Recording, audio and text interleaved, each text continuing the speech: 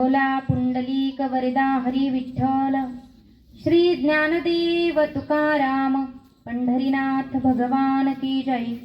माऊली ज्ञानेश्वर महाराज की जय। श्री संत जगद्गुरु तुकाराम महाराज की जय। बोलो रे भाई सब संतन की जय। महायोग पीठे तटे भीमरथ्यायं वरं पुंडलीकाय दातुं मुनीन्द्रे समागत्य तिष्ठन्त मानन्दकन्दं परब्रह्मलिंगं भजे पांडुरंगम। पांडुरंगा करू प्रथम नमन, दुसरे चरण संतांची त्यांच्या कृपादानी कथेचा विस्तारू। बाबाजी सद्गुरु दास तुका जयांची किलिया स्मरण, होय सकळ विद्यांचे अधिकरण। तेची वंदू श्री चरण श्री गुरूंचे, ते नमस्कारोनी आता। कलावज्ञ जियोद्धराठावतारम, कलाकंक तेजोदिकामोदि वक्त्रम। खलानीशवादापनोदार्हदक्षं, समाधिस्तमूर्तिं भजे ज्ञानदेवम्। अंतकाले च मामेव स्मरन्मुक्त्वा कलेवरम्, यप्रयाति समद्भावम् याति नास्त्यत्र संशया। हे दुःखभञ्जन मारुति नंदन, हे दुःखभञ्जन मारुति नंदन। सुन लो मेरी पुकार पवन सुत, विनती बारंबार पवन सुत, विनती बारंबार। अष्ट सिद्धि नव निधि के दाता, अष्ट सिद्धि नव निधि के दाता। दुखियों के तुम भाग्य विधाता, सिया राम के काज सवारे। मेरा करे उद्धार पवन सुत, विनती बारंबार पवन सुत, विनती बारंबार। प्रस्तुत प्राप्त प्रसंगी प्राप्त स्थळी अखिल कोट ब्रह्मांड नायक पंढरीश पांडुरंग परमात्मा यांच्या अखिल जगत विश्वामध्ये आणि त्याच पद्धतीनं या मृत्यू लोकामध्ये आपण जन्माला आलो। आपल्याला सर्वांना एक दिवस हे जग सोडून जायचं आहे, ती काळ सत्य आहे। परंतु आज या ठिकाणी ज्यांचं प्रथम पुण्यस्मरण किंवा वर्ष श्राद्ध आपण ज्याला म्हणतो, अशा असणाऱ्या आपल्या सर्वांच्या ताई, कुणाची मुलगी असेल, कुणाची बहीण असेल, कुणाची चुलती असेल, कुणाची मामी मावशी असो, कैलासवासी सौभाग्यवती रेणुका प्रशांत बडदे या ताईंचं असणारं हे प्रथम पुण्यस्मरण आहे। आणि या पुण्यस्मरणानिमित्त माझ्या वाट्याला आलेली आजची प्रवचन सेवा, या प्रवचन सेवेकरता ज्ञानेश्वरी या ग्रंथातील 8वा अध्याय आहे आणि 8व्या अध्यायातील हा 5व्या क्रमांकाचा श्लोक आहे। श्लोकाचा मतितार्थ सांगण्यापूर्वी छोटासा परिहार म्हणजे ओळख करून द्यायची ती अशी, आज या ठिकाणी प्रथम पुण्यस्मरण त्या ताईंचं आहे। त्यांच्या पश्चात त्यांचं खूप मोठं कुटुंब, त्यांचे पती प्रशांत रमेश बडदे, रमेश पंढरीनाथ बडदे सासरे, प्रवीण रमेश बडदे दीर, संध्या प्रवीण बडदे भाऊजाई, अथर्व प्रशांत बडदे मुलगा, सार्थक प्रशांत बडदे मुलगा, वेदांत प्रवीण बडदे पुतणी, निप्रिशा प्रवीण बडदे पुतणी, असं असणारं एक कुटुंब आहे। आणि गेलं 1 वर्ष या ताईचं आपल्या या जगामधून जाणं झालं। आता मी माझ्या श्लोकाचा अर्थ सांगणार आहे, जो प्रवचन सेवेकरता निवडला श्लोक आहे. अंतकालेच मामेव स्मरणमुक्त्वा कलेवरम यप्रयाति समद्भावम यती नास्तित्र संशय. भगवान श्रीकृष्ण परमात्मा आणि अर्जुन यांच्यामध्ये जो संवाद घडला त्याच्यामधून झाली गीतेची उत्पत्ती, भगवद्गीता या ग्रंथाची उत्पत्ती. ही भगवद्गीता आहे संस्कृत. आपल्यासारख्या सामान्य जनांना सर्वांनाच ती ज्ञात होईलच असं नाही, म्हणून तिचं प्राकृतमध्ये शुद्ध मराठीमध्ये वर्णन ज्यांनी केलं ते माऊली महावैष्णव ज्ञानोबाराय. त्यांनी भावार्थ दीपिका म्हणजे ज्ञानेश्वरीमध्ये त्याचं वर्णन सांगितलं. आता भगवान परमात्मा आणि अर्जुन यांच्यामधला संवाद आणि हा जो श्लोक आला संवादातून त्यांच्या बाहेर, अंतकालेच मामेव म्हणजे श्रीकृष्ण अर्जुनाला सांगतात, अर्जुना या मृत्यू लोकामध्ये जो माणूस जन्माला आला त्याचा एक दिवस अंत हा निश्चित होणार आहे. एक दिवस त्याचा मृत्यू हा निश्चित आहे. अंतकालेच मामेव. पण त्या मरण्याच्या अगोदर त्या माणसानं माझं स्मरण करावं. स्मरण मुक्त्वा कलेवरम. कलेवर म्हणजे शरीर. त्याच्या शरीरानं त्याच्या आत्म्यानं माझं स्मरण करावं अशी माझी इच्छा आहे. स्मरण मुक्त्वा कलेवरम यप्रयाति समद्भावम. जर त्या माणसानं असं केलं तर त्याचा फायदा याती नास्तित्र संशय. जन्म मरण रूपी संसार सागरातून मी त्या माणसाला तरुण नेईल यात कुठल्याही प्रकारचा संशय नाही. याती नास्तित्र संशय हा अर्थ आहे श्लोकाचा. आणि या अर्थावरती आणि या श्लोकावरती आपल्याला हे प्रवचन पुष्प फुलवायचं आहे. आपल्याकडे 1 तासाचा अवधी आहे आणि या 1 तासाच्या अवधीमध्ये मी माझ्या अल्पमती अल्पबुद्धीने तुम्हाला या श्लोकावरती सांगण्याचा प्रयत्न करणार आहे. कारण मी कायम सांगते, कीर्तनात किंवा प्रवचनात वारकरी संप्रदायाचा एक नियम आहे. कोणताही कीर्तनकार असू द्या, प्रवचनकार असू द्या, कथाकार असू द्या, त्यानं जी ओवी घेतली, त्यानं जो श्लोक घेतला किंवा कीर्तनाचा जो अभंग निवडला असेल त्याने त्याच्यातच बोललं पाहिजे. हा वारकरी संप्रदायाचा नियम आहे. म्हणून त्या वारकरी संप्रदायाच्या नियमानुसार मी जो श्लोक निवडला आहे मी त्याच्यातच बोलणार आहे. मला इतरत्र बाजूला जायला आवडत नाही आणि ते माझ्या संप्रदायाला भिडून अजिबात नाही. म्हणून जो श्लोक निवडला अगदी त्याच्यामध्ये पुरेपूर बोलण्याचा मी प्रयत्न करणार आहे. असो, सौभाग्यवती ताई गेल्या त्या सौभाग्यवती. प्रथमतः हा प्रश्न उद्भवतो. आता आयहो मरण येणं हे सर्वांच्या नशिबात नसतं, परंतु ताईला आयहो मरण आलंय ही जरी भाग्याची गोष्ट आहे, पण एका बाजूने विचार केला तर 2 लहान लहान लेकरं आहेत, एक कुटुंब आहेत, पती आहेत शिरावरती, आणि आपल्यातून ताईचं जाणं झालंय 1 वर्षापूर्वी. आता जन्माला येणं आणि मरणं हे आपल्या हातामध्ये नाही. ती देवाची इच्छा आहे, देवाची सत्ता आहे. मरण अटळ आहे. मरण हे प्रत्येकाला येणार आहे. पण काहीतरी कालावधीत आलं, उतार वयात आलं तर काही वाटत नाही.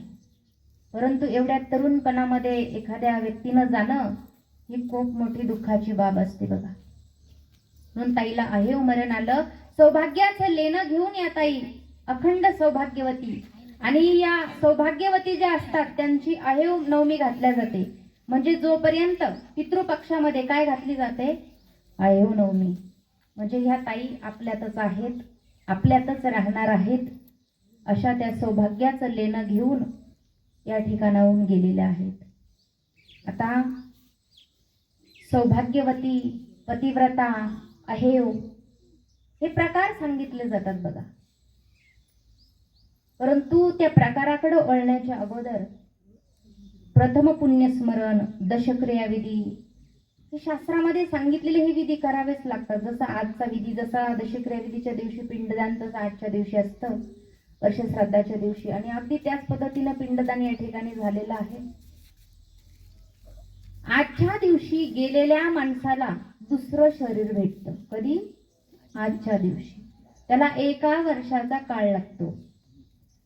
असं नाही एखादा माणूस गेला आणि त्याला लगेच दुसऱ्या सावडण्याच्या दिवशी दुसरा देह भेटला, किंवा 1 महिन्यात भेटला, 2 महिन्यात, असं नाही. जीवात्म्याचा प्रवास हा 1 वर्षाचा असतो.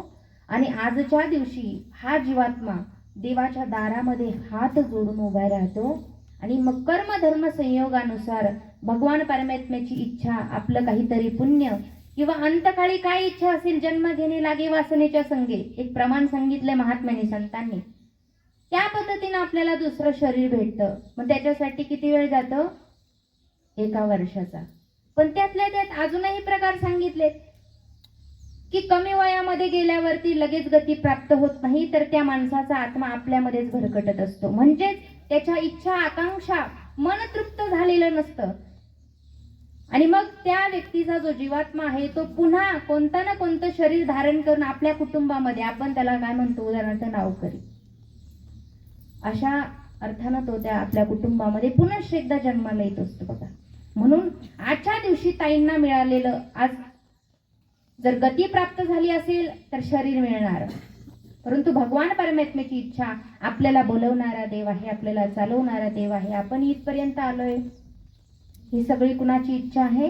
त्या भगवान परमात्म्याची. एक प्रमाण सांगितलं संतांनी, चाले हे शरीर कोणाची आसक्ती, कोण बोलवीते हरिवीणा, देखवी ऐकवी एक नारायण. चाले हे शरीर कुणाचे आसक्ती, कोण बोलविते हरिवीण, देखवी ऐकवी एक नारायण, तयाचे भजन चुकू नये. भगवान परमात्म्याची इच्छा आहे. आपण इथं बसलो, देवाची इच्छा असेल तरच घरी पोहोचवणार आहे. देवाची इच्छा नसेल ना, याचा पत्ता मधल्यामध्ये कट करायचा तर करू शकतात. ही सत्ता कोणाची? देवाची. मग ठामपणे विश्वासानं मी किंवा तुम्ही असं सांगू शकत नाही, मी अमक्या अमक्या वाजता माझ्या घरी पोहोचणार आहे. मी पोहोचेन की नाही ही देवाची कृपा आहे. आपलं पुण्य जर शिल्लक असेल तर पोहोचू घरी, आणि संपलं असेल तर अर्ध्यातूनच जावं लागेल देवाच्या घरी, बरोबर की नाही? मग देवानं दिलेला हा नरदेह कशासाठी दिला? तर स्मरण करण्यासाठी हा देह दिला आहे.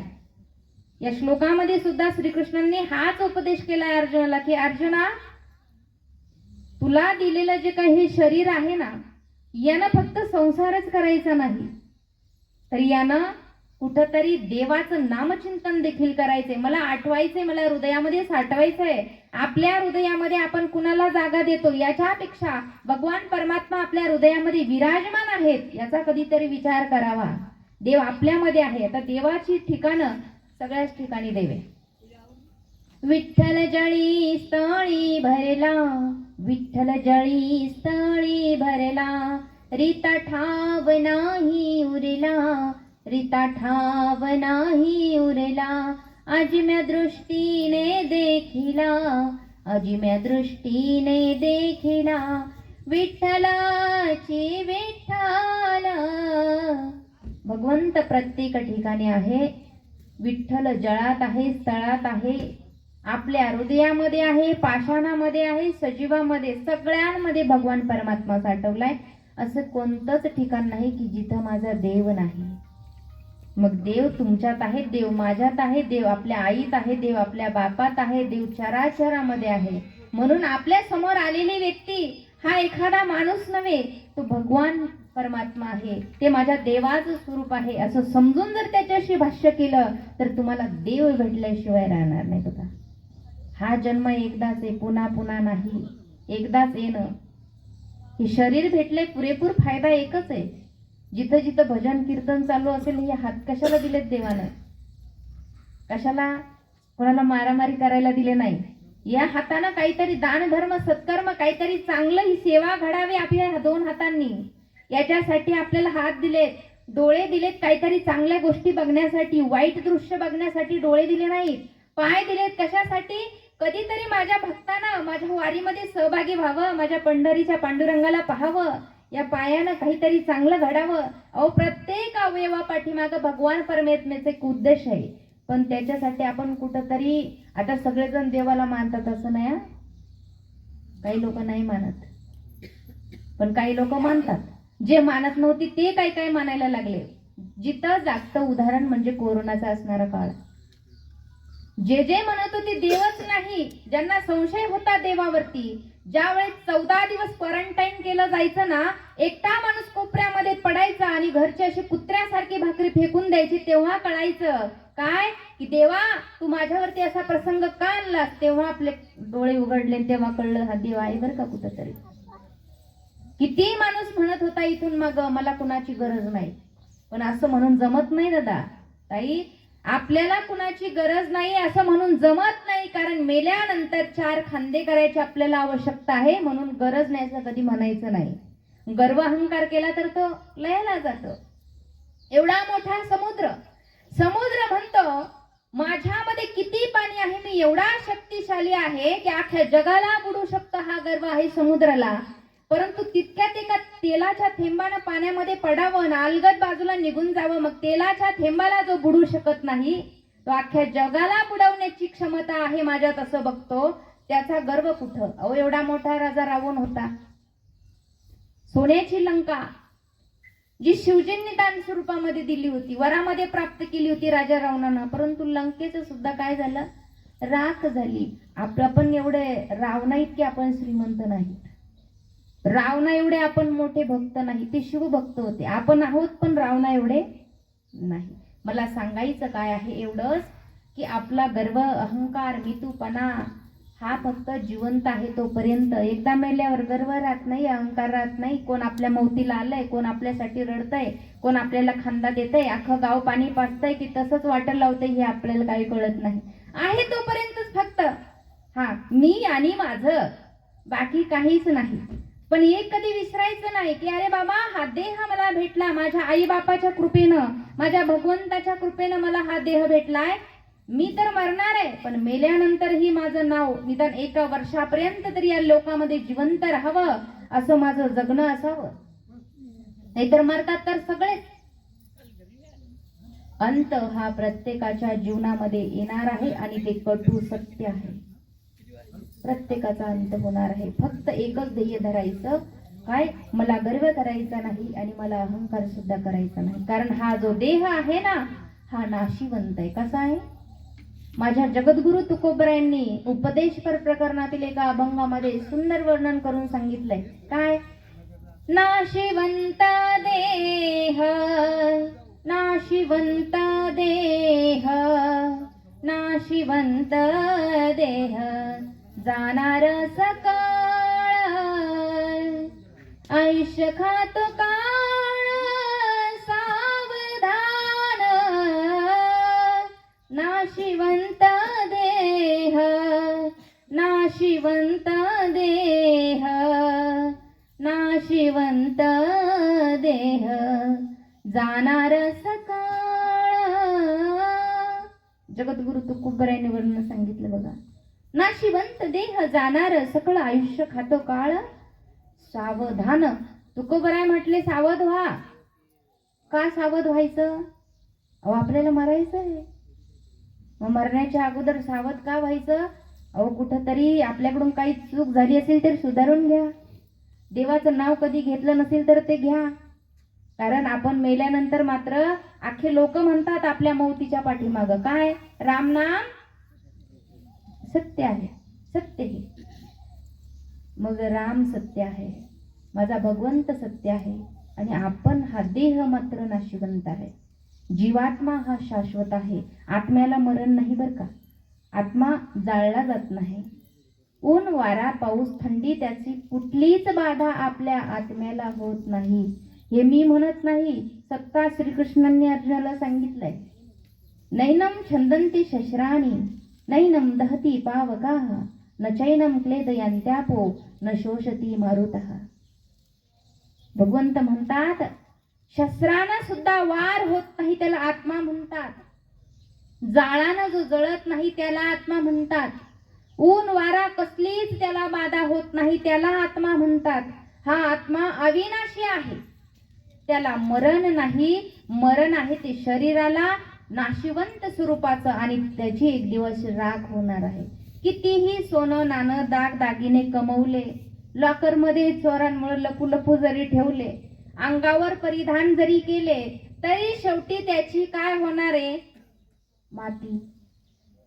ज्या शरीराला आपण सुंदर बनवण्याचा प्रयत्न करतो की माझं शरीर सुंदर आहे, मी दिसायला सुंदर आहे, काय काय माणूस स्वतःच्या शरीरासाठी सुंदरतेसाठी करतो, परंतु सुंदर हा सुंदर राहत नाही, तो एक दिवस म्हातारा नक्की होतो.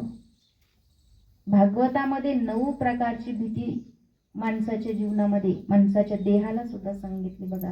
त्याच्यामध्ये एक भीती आहे काय, हे जे काय आहे हे तरुण आहे, एक दिवस म्हातारं होणार आहे. आणि म्हातारं झालं की कधीही कोणत्याही वेळी आपल्याला या जगातून जावं लागणार आहे. काय कृतांता भयम, याला काळाची भीती. जरी एखादा म्हणला ना मी कुणाला घाबरत नाही, मी कुणाच्याच बापाला घाबरत नाही, पण काळ आला, मरण जवळ आल्यावर घाबरल्याशिवाय राहतो का? किती म्हटलं देवा मला मरण येऊ दे, मी परवा वैतागलो, मी कंटाळलो, मी काय तुला दिसत नाही का, मी काय कुठं लपून बसलो का, देवा मला जा घेऊन. खरोखर मरण आल्यावर मरू वाटतं का? नाही नाही, मग मात्र मरू वाटत नाही का? आपल्याला देवाच्या घरी जायचं नसतं. देवाला म्हणतो देवा तू माझ्या घरी ये ना.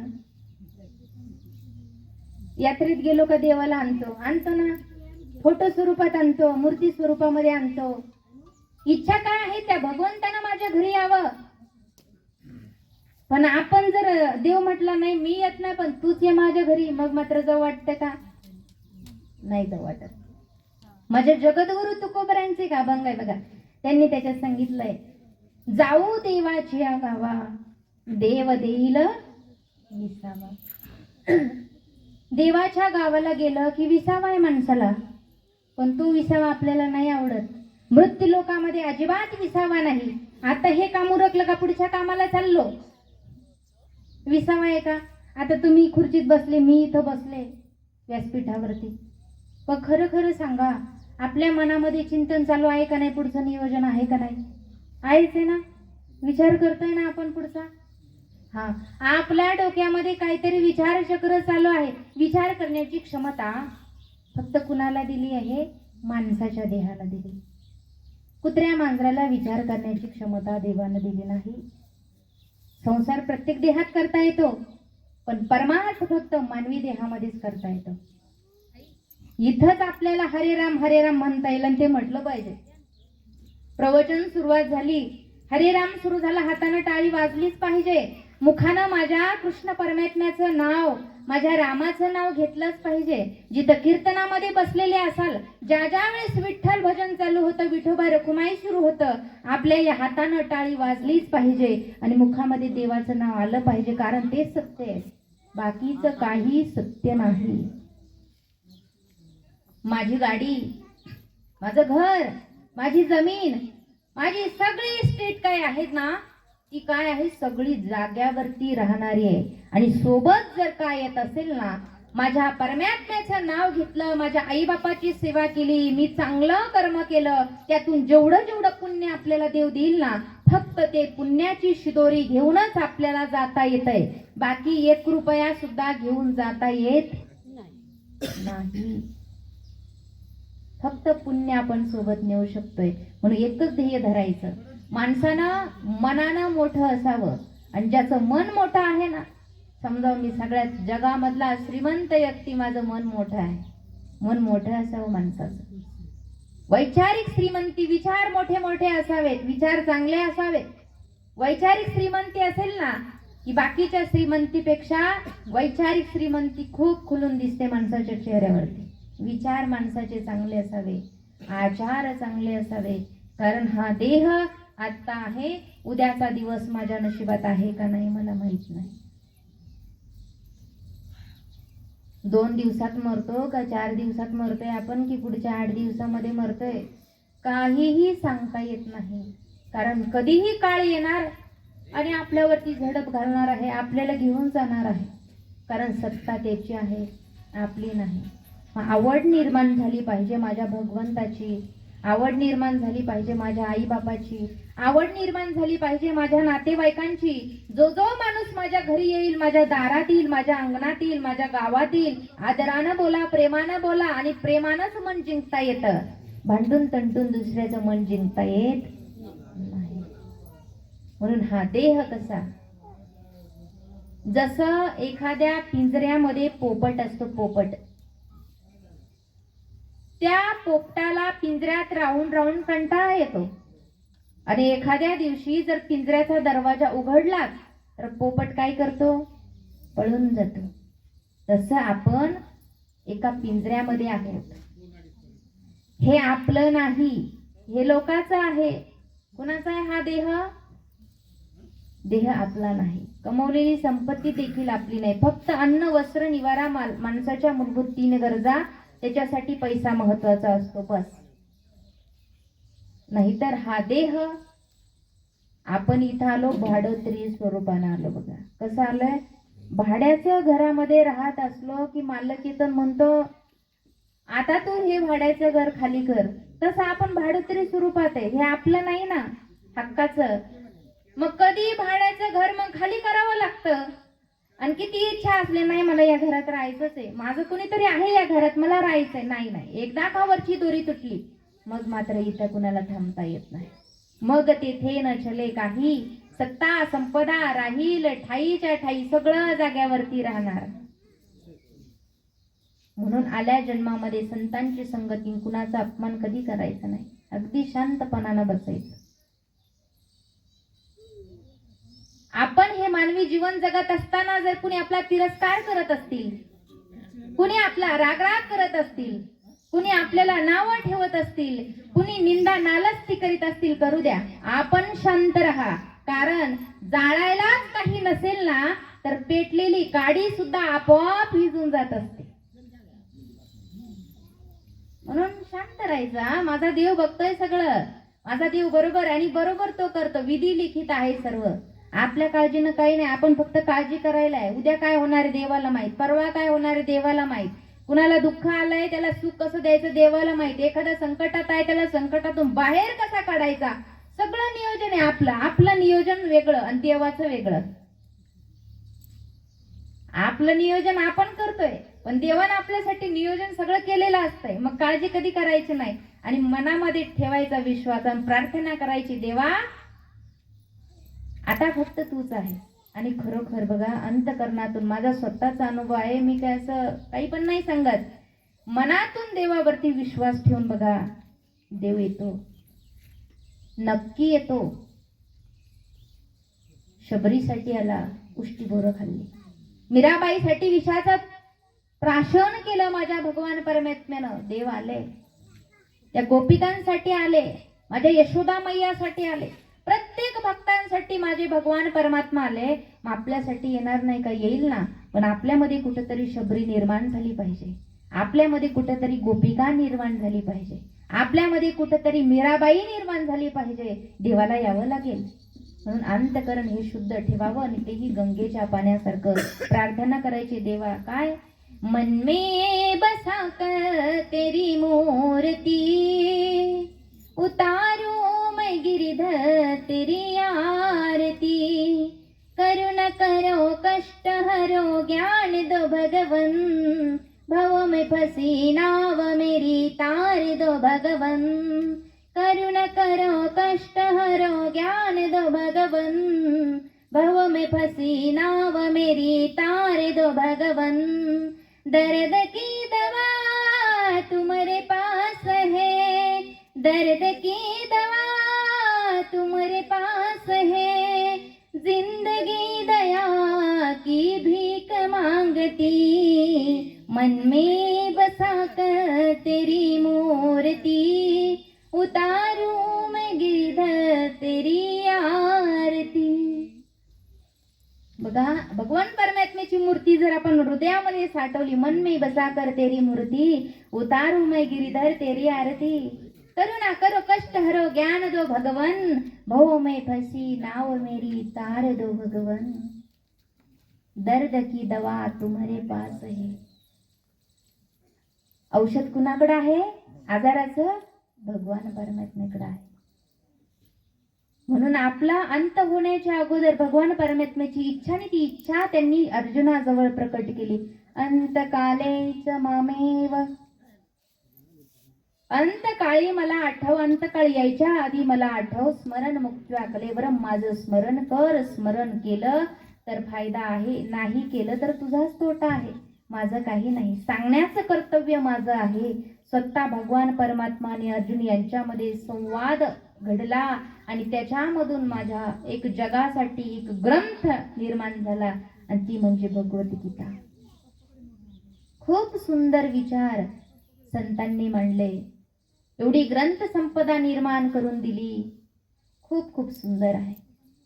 म्हणून आपला हा देह जो आहे हा नाशिवंत स्वरूपाचा असणारा नरदेह, आणि हा देह कुणाचा तर त्याच्यासाठी सुद्धा प्रमाण सांगितलंय.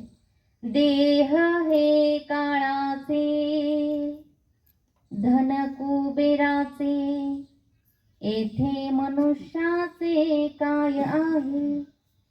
देह हे काळाचे, धन कुबेराचे, आणि येथे मनुष्याचे काय आहे. म्हणून जीवन जगत जगत जगत आपण इथपर्यंत आलोय. आपल्यामध्ये सज्जनता आहे, पण समोरच्या मध्ये जर दुर्जनता असेल तर काय करावं. जर आपली दृष्टी जर चांगली असेल तर आपल्याला सृष्टी चांगली दिसते. आपली दृष्टी खराब असेल तर सृष्टी सुद्धा आपल्याला खराब दिसते. पण आपण सज्जन असलो ना, आपल्या समोर किती दुर्जन येऊन उभा राहू द्या, आपली सज्जनतेची दृष्टीने जर त्याच्या डोळ्यात पाहिलं ना तर त्याच्यामध्ये सुद्धा सज्जनता निर्माण होते. एवढी नजर आपली सज्जनतेची असावी, त्याचे सुद्धा विचारामध्ये बदल होऊन जातो. बघा, एक दृष्टांत सांगते मी. खूप मोठे संत महात्मा होते. ते त्या गावामध्ये रोज फिरायचे, रोज फिरायचे, भिक्षा मागायचे, फिरायचे, आणि फिरून झालं का एका झाडाखाली निवांत बसायचे, पुन्हा दुसऱ्या दिवशी फिरायचे. एका आजीबाईनं त्यांना पाहिलं बरं का.